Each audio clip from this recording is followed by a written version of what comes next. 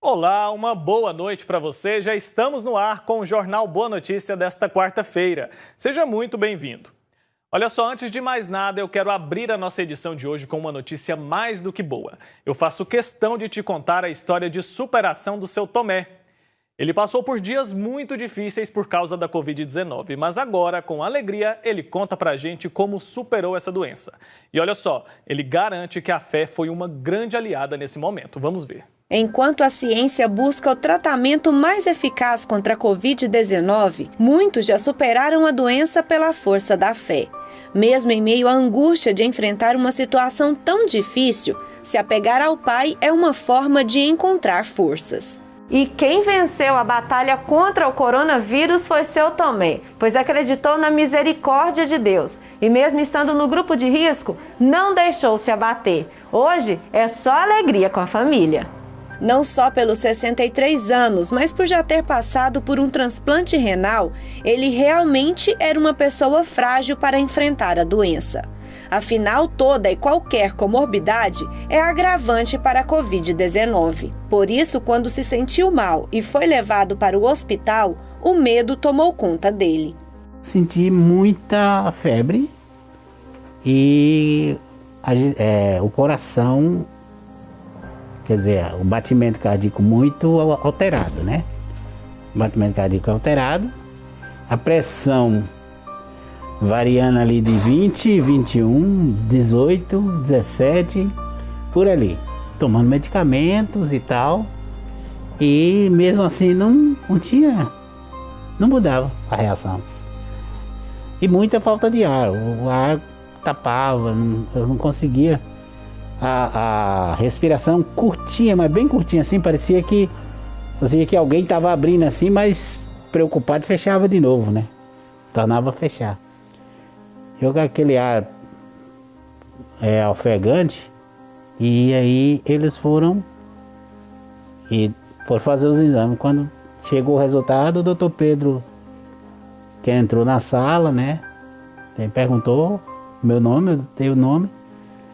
E ele falou, seu Tomé, o senhor foi testado e o senhor está com a doença.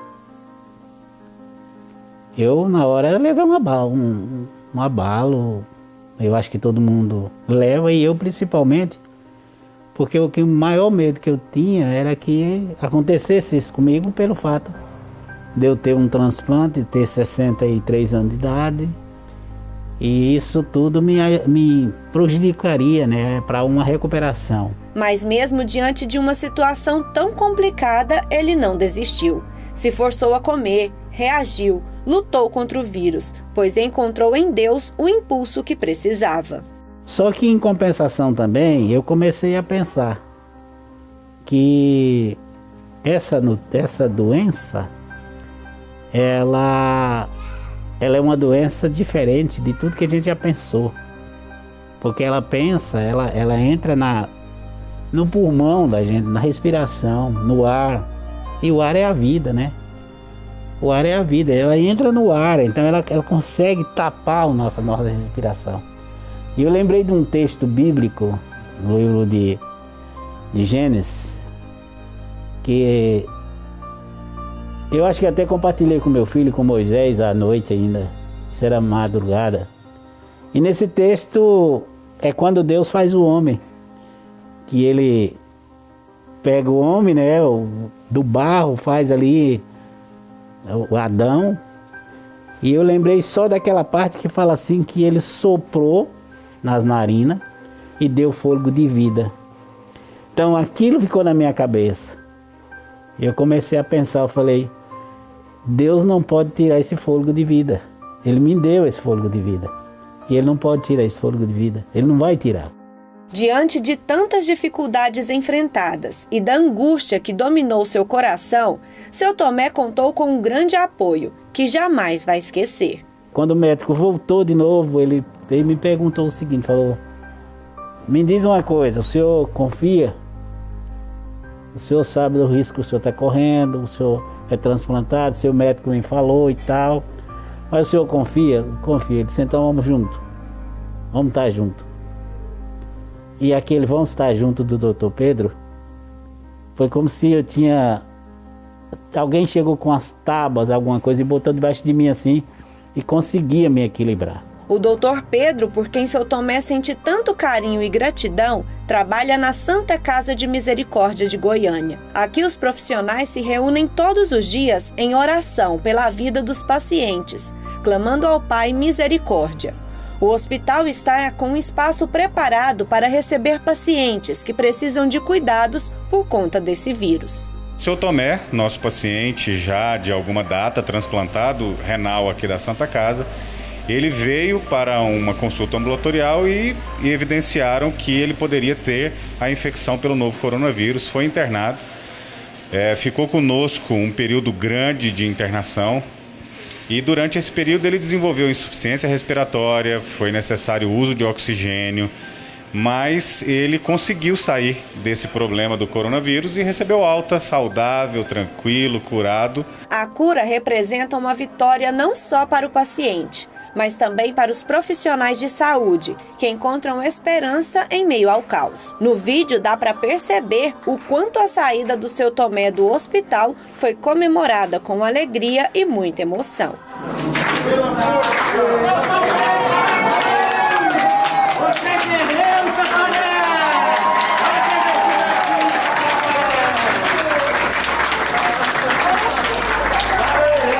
Há uma grande vitória, sem dúvida alguma. Seu Tomé é uma pessoa carismática, uma pessoa do bem. Ele fez um comentário comigo no dia que eu entrei na enfermaria, que ele disse que no dia que diagnosticou a doença da Covid-19, ele se sentiu um lixo, porque todo mundo se afastou dele, todo mundo ficou com medo dele e que nós da Santa Casa o abraçamos. Então ele se sentiu muito feliz, emocionado, porque nós cuidamos dele sem nos preocupar com a doença. E esse é o papel do profissional de saúde, né? Nós da linha de frente, nós não temos que menosprezar os doentes, muito pelo contrário. Nós temos que mostrar para eles que a esperança, a fé, ela consegue transformar a pessoa. Os pacientes saírem curados e com coração grato é uma forma de renovar a energia de quem está na linha de frente. É o alimento para que continuem acreditando que o Pai Eterno está agindo. E testemunhos como o do seu Tomé servem para fortalecer a esperança daqueles que passam pela mesma situação. Ele é exemplo vivo de que a fé e o amor, sem dúvida, são antídotos para enfrentar essa batalha.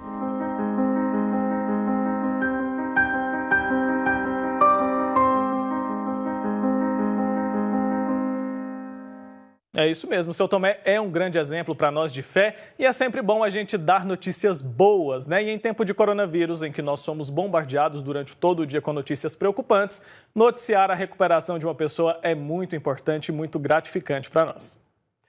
E a gente está só começando, viu? Ainda tem bastante coisa nessa edição do JBN. Nós vamos falar sobre a pesquisa que está sendo desenvolvida no Hemocentro de Goiânia, sobre o uso do plasma convalescente de pessoas curadas da Covid-19 no tratamento de pacientes graves com a doença. E hoje é quarta-feira, por isso você já sabe que o comentário é do missionário redentorista Padre Jesus Flores. E nós ainda vamos te atualizar sobre as últimas notícias da explosão em um armazém perto do porto de Beirute, a capital do Líbano. E é claro que nós seguimos mostrando as fotos e as mensagens enviadas para o nosso e-mail em homenagem ao Dia dos Pais. Se você mandou, fique de olho que seu pai pode aparecer aqui hoje, tá bom? Tudo isso e muito mais você confere junto comigo no JBN, que está começando agora.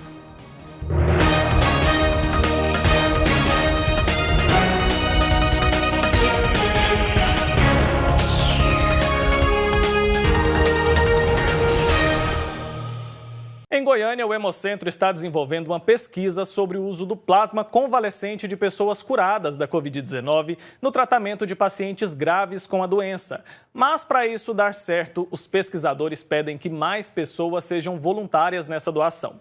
Eu vou chamar agora a Carol Matos para falar com a gente sobre esse assunto. Carol, todo mundo vai poder doar? Como é que isso vai funcionar? Explica para a gente. Uma boa noite para você. Boa noite, Wilker. Boa noite a todos. Não é todo mundo que pode doar. O critério básico para se inscrever na pesquisa é ter sido infectado pelo novo coronavírus, ter se recuperado e estar sem sintomas há mais de 14 dias. Os candidatos devem ter entre 18 e 60 anos e, no mínimo, pesar 60 quilos. No caso das mulheres, elas não podem ter histórico de gestação. A pesquisa, como você falou, Wilker, inclui pessoas que se curaram da Covid-19 e que, portanto, desenvolveram anticorpos no plasma sanguíneo, que podem ser úteis para ajudar a salvar a vida de pacientes que estão em estado grave. Há indícios científicos de que doentes que recebem a doação do plasma têm recuperação mais rápida, ficam menos tempo internados em UTI e têm menor risco de morte. A unidade do governo de Goiás, o Hemocentro Coordenador Estadual, professor Nion Albernaz, em Goiânia, é a única instituição ligada ao Sistema Único de Saúde aqui no estado para desenvolver o projeto de pesquisa sobre o uso do plasma no tratamento de pessoas com o novo coronavírus. Mas para que a pesquisa continue, é preciso, então, que mais voluntários participem do projeto. Desde que o estudo foi lançado em julho desse ano, 134 pessoas se candidataram para a doação do plasma. Destas, 53 foram consideradas aptas a doar. Outras 11 ainda aguardam a avaliação. Para quem vai participar, os procedimentos são feitos de forma muito segura, tranquila e praticamente indolor. É bem parecido a uma doação de sangue tradicional. Para evitar aglomeração, os atendimentos são marcados com antecedência e o voluntário, então, não vai pegar nenhuma fila. Na primeira consulta, a pessoa passa por uma triagem e é realizada a coleta de sangue para saber se o doador está bem de saúde e se foi realmente infectado pela Covid-19. Os exames ficam prontos em 4 dias e mostram se o voluntário está ou não apto a participar da pesquisa. A meta é que até dezembro todos os dados sejam analisados e os resultados aqui de Goiás sejam apresentados ao Ministério da Saúde. Fica o convite, então, para quem já passou pela Covid-19, se recuperou e está sem sintoma algum há mais de 14 dias, faça parte da pesquisa. Eu volto para o estúdio. É com você, Wilker. É isso aí. Muito obrigado, então, Carol Matos, pela participação aqui no JBN de hoje. E olha só, as equipes de resgate seguem em busca dos desaparecidos depois da enorme explosão que devastou a área portuária de Beirute, capital do Líbano. Segundo autoridades locais, mais de 4.000 pessoas ficaram feridas. As principais ruas do centro da capital libanesa amanheceram cheias de escombros. Prédios tiveram a fachada destruída e vários veículos foram danificados. Segundo estimativas iniciais, 85% dos grãos do país estavam armazenados em silos que foram destruídos. A suspeita é que a explosão tenha sido provocada por nitrato de amônio, um tipo de fertilizante com grande potencial explosivo, que estava em um armazém exposto a altas temperaturas. O presidente do país, Michel Aoun, disse que é inaceitável que 2.750 toneladas do produto fossem armazenadas por mais de 6 anos de forma inadequada. Apesar de o país ter um histórico de ser alvo de terroristas e viver um período de instabilidade política e econômica, não há evidências de que se trata de um atentado. O primeiro-ministro libanês, Hassan Diab, afirmou que o país enfrenta uma catástrofe e declarou luto oficial de 3 dias. Ele disse também que o governo vai investigar os responsáveis pelo armazém. E agora a gente vai para o nosso intervalo bem rapidinho e a seguir vamos conferir o nosso comentário de hoje. Quem vai falar para a gente é o missionário redentorista Padre Jesus Flores. É daqui a pouco.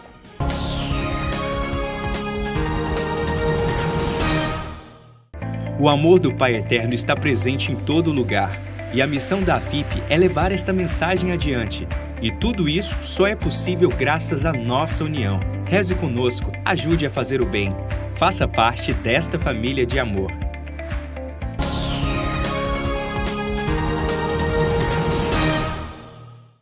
Estamos de volta com o JBN de hoje. Muito obrigado pela sua audiência. E olha só, na semana que vem, a igreja celebra Santa Dulce dos Pobres. E a gente já começa a entrar no clima e mergulhar na história dessa mulher que viveu de forma verdadeira a missão de ajudar aqueles que mais precisam.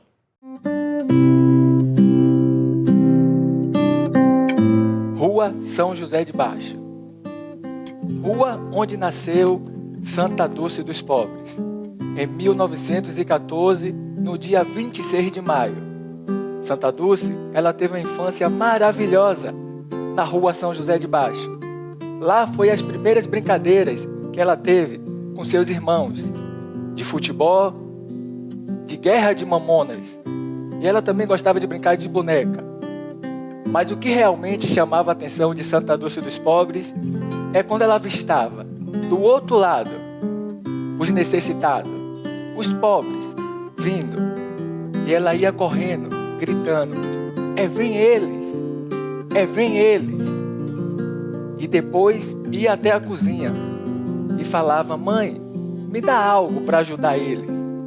E sua mãe dava um punhado de farinha. E Santa Dulce, ela ia, com um sorriso no rosto, ajudar os pobres e necessitados. Santa Dulce, ainda criança, abriu mão de tudo por amor ao próximo, ao seu semelhante. Santa Dulce dos Pobres, rogai por nós.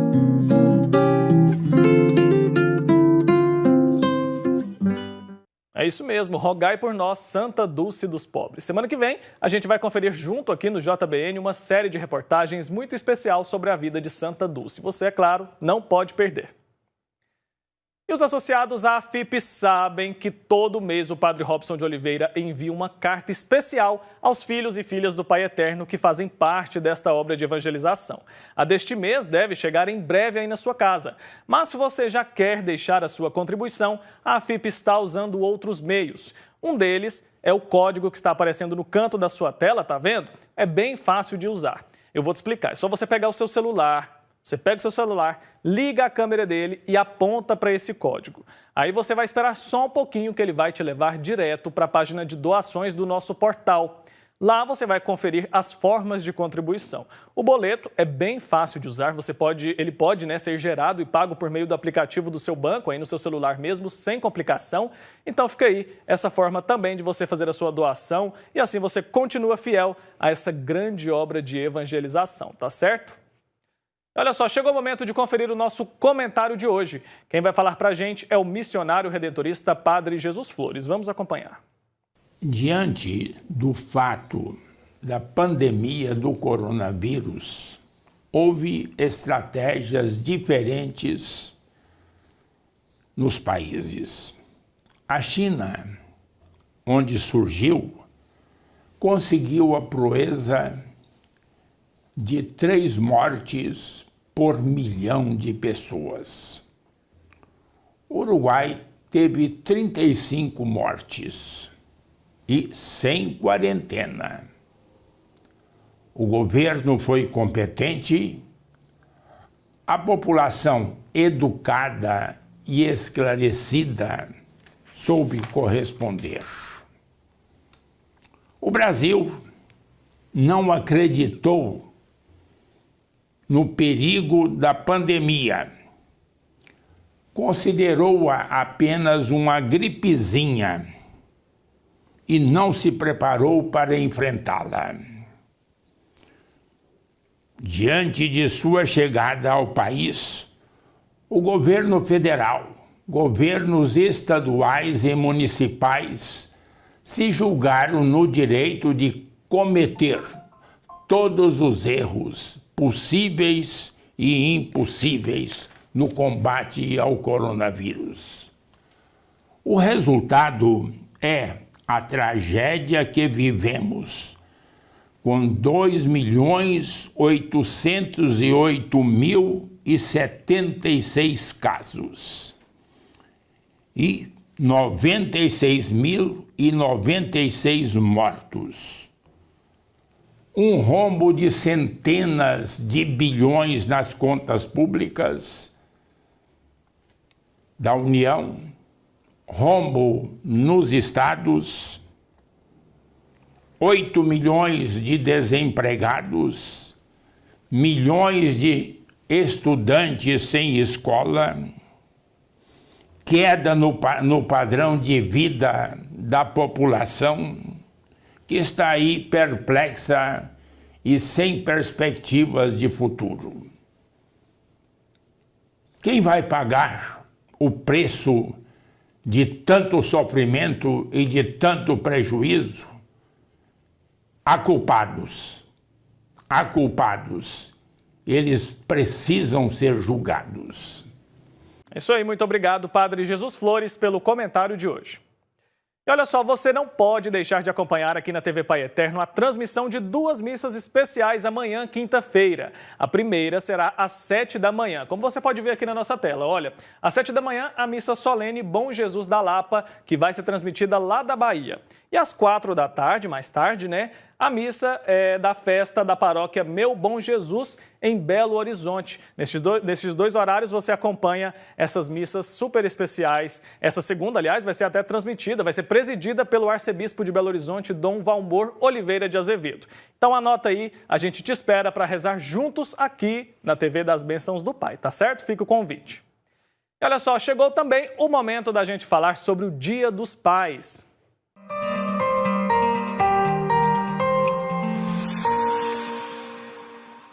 A gente continua recebendo fotos e mensagens de homenagem aos pais. Vamos ver algumas das que já chegaram lá pelo nosso e-mail. Olha só, essa primeira é a Solange, que fez questão de mandar esse registro junto com o pai dela, que completou 91 anos de idade. Ela deixou a seguinte mensagem, olha só.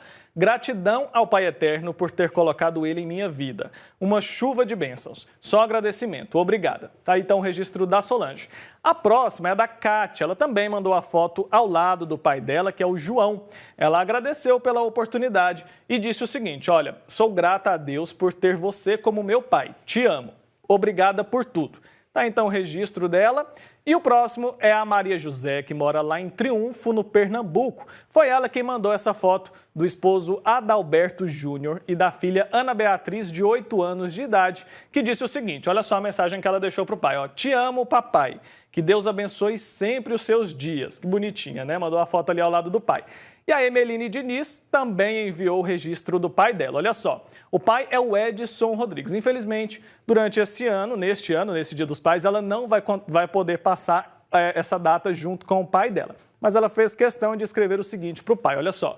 Pai, obrigada por todo o seu amor. Feliz Dia dos Pais. Tá aí então o registro da Emeline e a Tássia mandou essa foto do pai Ângelo. Ela disse assim, olha só a mensagem que ela deixou.